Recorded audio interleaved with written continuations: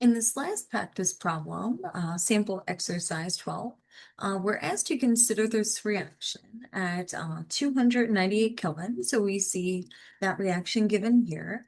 And we're given some other information here. We're given the enthalpy change at that same temperature.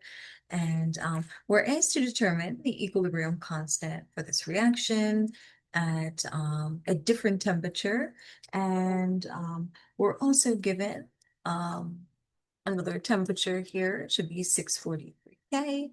And at that temperature, KEQ is equal to 16. Well, not 15, 16. So this is all the information that we need to utilize the Van Hoff equation that was introduced in the last video.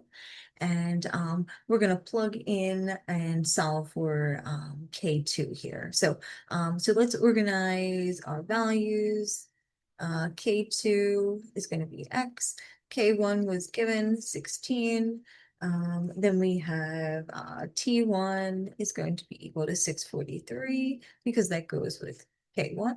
And then we have T2 here. We'll use 725 because that goes with our unknown, what we're trying to find. So the Van Hoff equation, again, utilizes this ratio of K2. We'll plug in for K1, 16.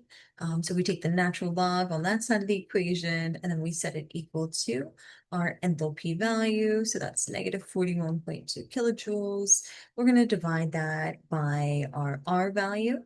And I'm going to change that to be kilojoules as my unit. So I'm going to multiply by 10 to the negative 3.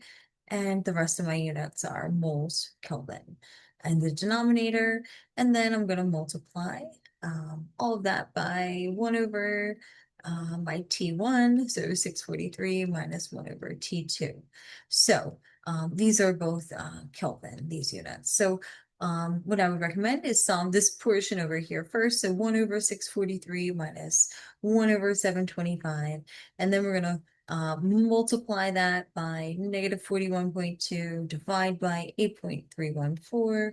And after you take a moment to work all that out there, you should get about negative 0.8717. And what we need to do to get rid of this natural log over here is take the e of this side, and we would also need to take the e of this side, and then this equation then would simplify to K2 over 16 equals this. So we can take e to the negative 0.871, oh, that should be 717 rather. And then after we do that, we'll multiply by 16 on both sides. So then K2 should be equal to about 6.7.